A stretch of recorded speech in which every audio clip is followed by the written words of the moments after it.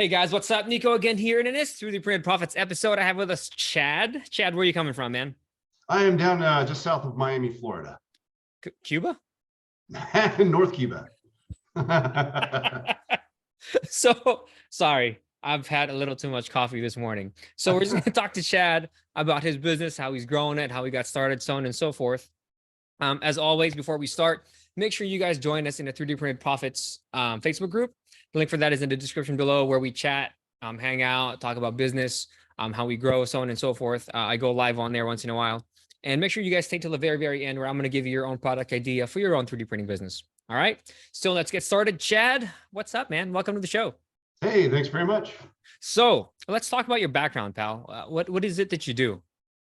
Oh, that's a weird question. That's a loaded question already from the get-go, right? So I have degrees in art, and I have a degree in Spanish, and I've worked in construction, art, chemicals, destruction, advertising, finance, telecom.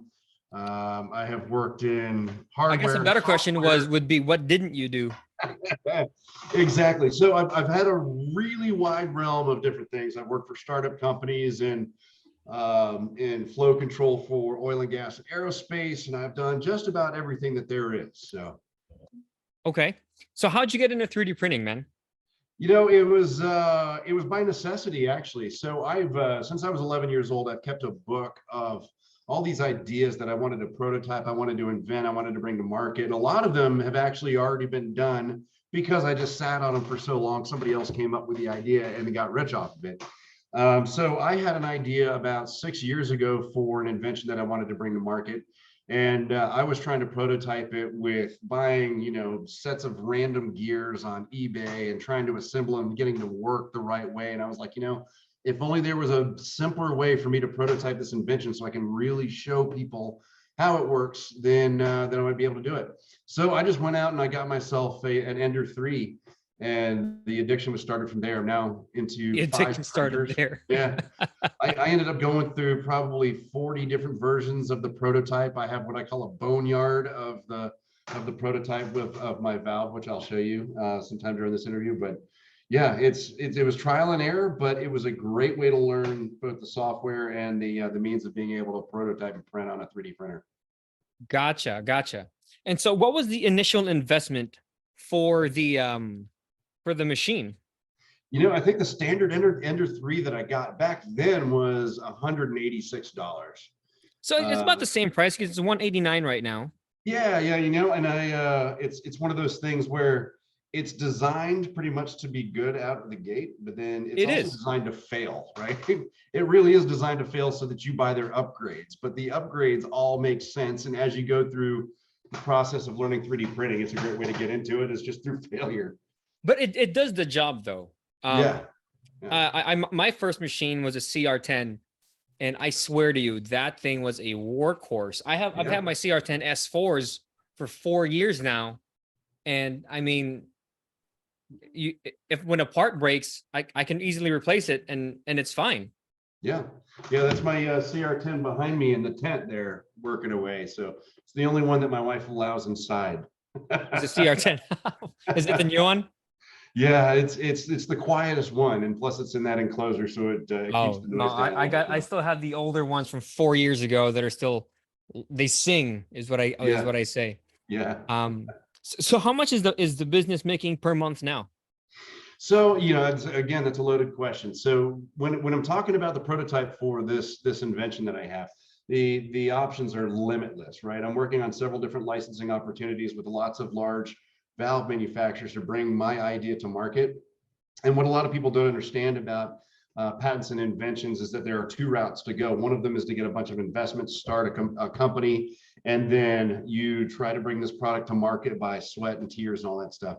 I don't have that much time, right? So I'm going the licensing route, which is where I pitch the idea to companies, and then they will take it, manufacture it, refine it, advertise for it, bring it to market, and you get a percentage of their gross sales for the rest of your life. So I'm working on Kevin O'Leary would love you. Yes. Yeah.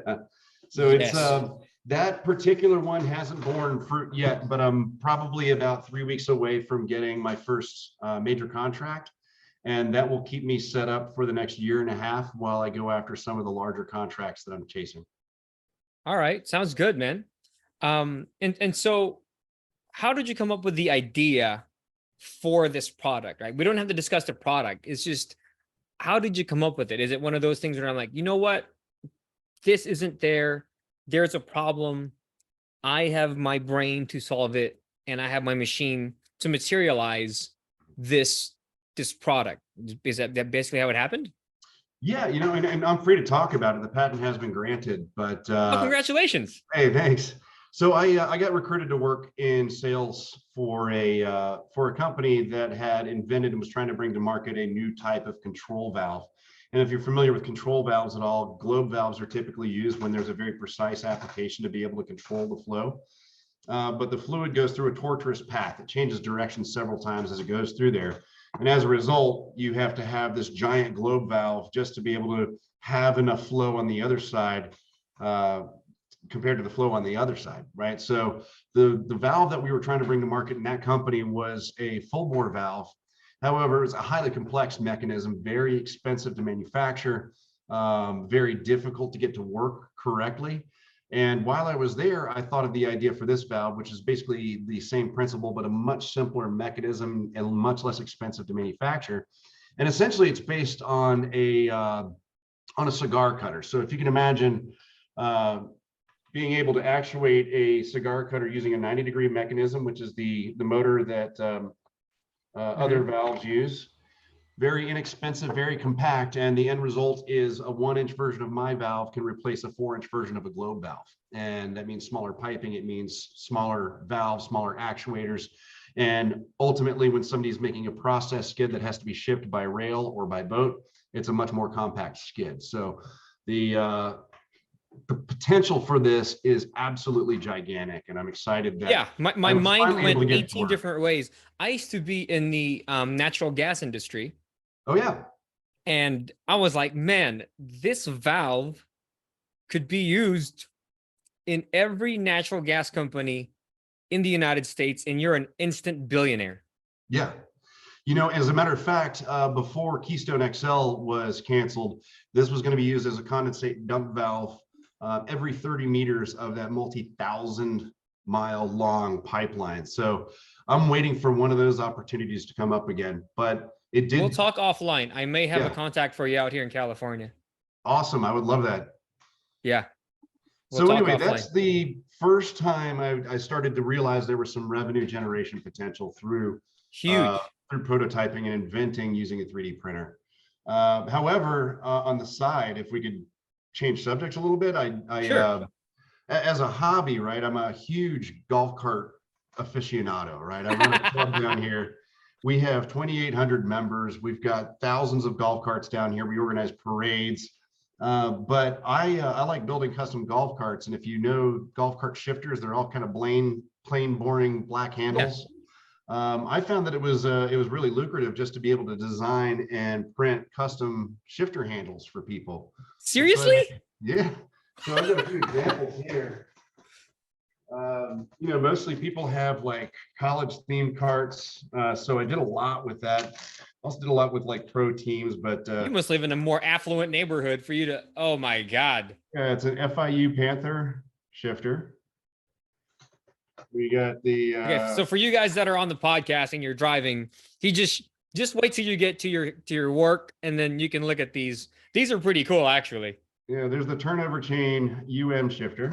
And how did you design these? Did you Fusion 360, SolidWorks? No, actually, I just used Tinkercad. No way, dude. But I was downloading different files from Thingiverse and then just mashing them up together to make something. Dude, these are mashups? These are just mashups, yeah. So I just took a gator head and then made it to a mechanism. Now, what's great about Tinkercad is that it's easy to learn, but also I could save the different connections for the different types of golf carts. So I have a connector for Yamaha, Club Car, Easy Go. And when somebody calls me and says, hey, can you make something for this? All I have to do is attach that to whatever I download from Thingiverse and mash it up and turn it into a shifter. Dude, that's insane. So can we talk about the patents and the process for that for a second? Since you were granted, right? So Mhm. I know a lot of my viewers are going to be interested in that because I'm very interested in the patents. So did you hire an attorney to take care of the patent work? I did, and I wish I didn't. Um, I read a book on how to patent things yourself, and so I wrote my first patent, and I got the patent attorney involved. And ultimately, I paid him a lot of money to come back and say, "Hey, the patent office says you have to change 2 words." So I was like, "What do I need you for? I could have done that myself." However, Wow. it was great to have the second set of eyes on it for my first patent. I'm working on a few dozen others, so that was really good Do experience you to feel have like him the as attorney my was worth it partner. though? Not for the money I paid. It would have been better just talking to somebody that had done this before. And really, everything is covered in just about every patent book you can find. The USPTO.gov has a ton of free resources for people to be able to write their own patent. They even have people that will advise you for free from the USPTO and say, "Hey, look, I would rephrase this part of your patent differently. I would rewrite these claims to include X, Y, and Z." So having those free resources is ultimately just great. People say it's very Gotcha. expensive to bring something to market. It's not if you learn how to do it yourself. Okay. So this would be great for people who want to start their own prototyping business, Mhm. and or someone who's an inventor and they're like, hey, how do I start with this stuff? Um, Patenting is one of those deals that is a route that they can take. Mhm. Sweet, man. So what struggles did you have when you first started your journey to build this business? After I prototyped the valve and got the patent going, I had a number of friends that would see, how I'd created some of these things. They also saw the boneyard of how many failures I went through, right? But inevitably, anybody you talk to already has something that they want to bring to market. Everybody's always thought of something that they think is like the $1 million idea, right? And I had a friend come up to me and he said, "Hey, listen, I've got an amazing idea and I just don't know where to go to make a prototype of it. I'd like to be able to show businesses what it is I've come up with, and I just can't do it verbally." So he and I worked together on making a prototype of this, and that's when it clicked to me. I was like, if you think about things like attorneys for like slip and fall attorneys, you hear the advertisements for them on the radio all the time. Now, these people always say, "Hey, there's no fee unless we collect for you," right? And I thought, that's kind of a brilliant way to approach this type of market for prototyping. So I went public with it. I started a company that just does nothing but prototyping. And I thought that the business model would work very well because I'd already done it with my friend. Now, what I asked for is, hey, if you've got a patent pending or if you have a patent approved, I will be happy to, under NDA, listen to your idea. And if I believe in it and I think it's a winner, I'm going to prototype it for free. And basically, we're just going to come to an agreement with how much of the royalties go to me once we bring it to market. I also realized that I have a number of contacts in private equity and venture capital and different industries, having worked in just about every freaking one of them, that I can plug people into different industries to get them that initial introduction and get this patent to market. And all I've really done is some work, some introductions, built a prototype for them. I've often made some adjustments to what they have in their prototype to make it work better. And this is all still relatively new, but I think that ultimately it's going to bear fruit, right? If I help somebody else become successful, ultimately that's going to lead to me being successful, and it's going to be a lifetime royalty. That's where the agreements work. And as long as this product keeps selling, then I'll keep making money after the initial investment and time and effort has gone. It's like planting a bamboo, right? It's like it takes 7 years for that thing to grow. Mhm. But when it grows, it's like a weed. It Yeah, grows so fast and so much. yeah. And I feel like a lot of people don't think of business that way. They want to get rich within a month, two Mhm. months. It doesn't work like that. Yeah. It really doesn't, right? It's slow. And I don't know. I just feel like there's a lot of people who need to hear that. If you need to hear Yeah. that, you're welcome. That's exactly right. I had a buddy of mine had like the best analogy for that. And he said, it's like swimming in peanut butter. It's like It is, you're not swimming upstream, you're always moving forward, but it's hard as hell and it's a slog, and you're going to be tired by the time you get there, but at least you'll get there smelling good. Yeah. I've never heard that one, but I'm gonna start using that. I was At like, is it least, creamy or chunky? Because that might make a difference too. So yeah, I'm not so sure. Like organic, it's like real peanuts, and it's like a right, lot harder, right? right. The oil starting to settle. It's up top. You're drowning in the Oh peanut yeah, oil. yeah. Never thought about that one either. Yeah, I think we took that analogy a little too far. Sweet, man. So what are you working on now? What's next for you? What's the future for this? Are you going to start your own prototyping business? What's the deal? Yeah, so I started a company called Heffernan Design and Consulting back in February. And so that's the official name of how I'm going to be going to market with anybody that needs an idea prototype. So I'm already working with 4 or 5 inventors. And there's what's really scary is there's so many inventors that haven't gone down the path of protecting their idea yet. And they always want to go straight to prototyping. Hey, I want to get this to market. Listen, man, you've got to do your homework. You got to make sure that nobody has prior art similar to that. You've got to make sure you've got your patent and get some protection pending, because even an NDA is not going to help you out very much. I could still take that product to market, not that I would, and make money off of it before you have a chance to even protect it. So next for me is just building that side of the business, hopefully getting some of these 4 or 5 products out to market, making case studies out of them, and being able to build a website that's full of case studies of people that have made successful. And then of course, down the road is going to be a number of different mechanical patents that I'm still trying to get to market. And it's just going to be a matter of prototyping and testing them based on what I've come up with in the 3D printer. Gotcha. I was hoping you'd say you were going to be the Rock stunt double, but I didn't get that. I didn't get it. I was hoping for it. I was like, nope, you didn't say it. You didn't say it. That comes later. Yeah, that was your chance, Chad. Cool, man.